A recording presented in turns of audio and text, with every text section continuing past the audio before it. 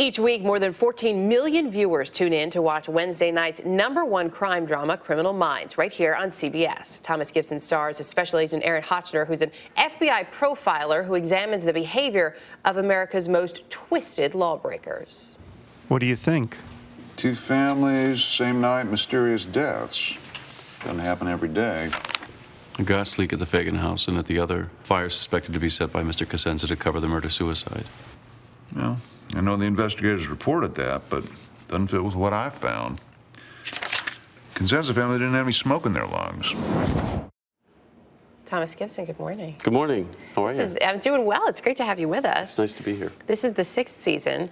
You've been here since the very beginning. I have been here since the the primeval days. Yes, it's true. So when you came on at that point, obviously you always want your show to do well. You always hope that it'll be here for 6 seasons or even more. But do you think you could have anticipated the success and the following you have? You never know. So I knew that the pilot was a great script, and we had a great group of people, and the potential is there in lots of shows, and nobody shows up to watch them. So we were, one of the things that we had going for us was I think expectations were reasonable for our show because we were up against this juggernaut in our schedule, and not only did we end up finding an audience, but we ended up beating the juggernaut by the end of the season. So we've built an audience, and they came to us and found something that they really hooked into. Well, and there's more than one thing there to hook into, because there is, of course, the fascination with the investigation part of it. And I always called it that it was Sherlock Holmes, sort of split into 6 or 7 pieces, because each of us has a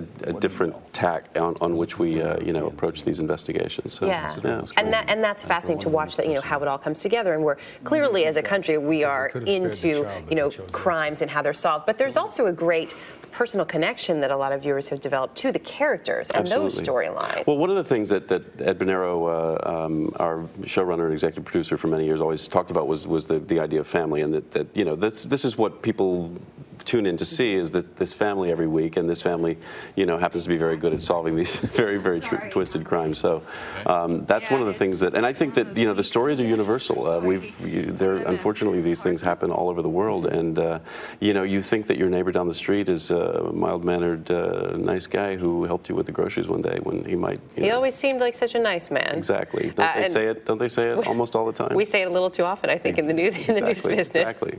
But it's true. Your character suffered a great loss, though, and so this has been a big change for you. So now, after losing, your character lost his wife, as a single dad, and you're a dad yourself, that must have you have to really dig down deep for something like that. That's a painful role to play. Yeah, it certainly is. It was a great opportunity to do some stuff that was tough but really satisfying as an actor.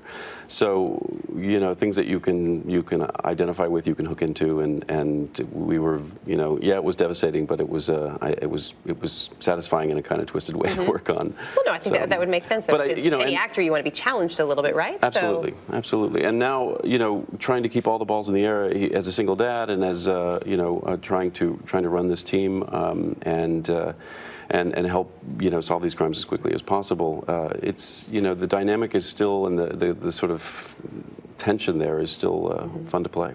You have a little bit of juggling on your own. After so many years, it's still fresh, which is nice. Yeah. You do a little juggling of your own in your personal life, because you work in LA, but you actually live in San Antonio, right? I do. I wanted to make this as difficult as possible. I was going to say, that's quite a commute, especially with the price of gas. Yeah, no, it's true. And I think the fares are going up a little bit, aren't they?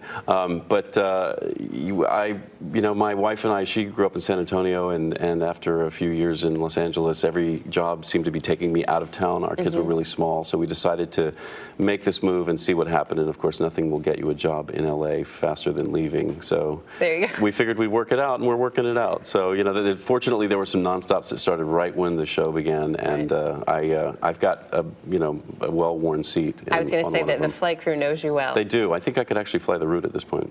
Well, maybe in our next segment we'll talk another about that. career, right? There you go. Thanks. Great to have you with us. Thanks for coming in this morning. Thank you so much. And again, you can catch Criminal Minds Wednesday night at 9, 8 Central, right here on CBS.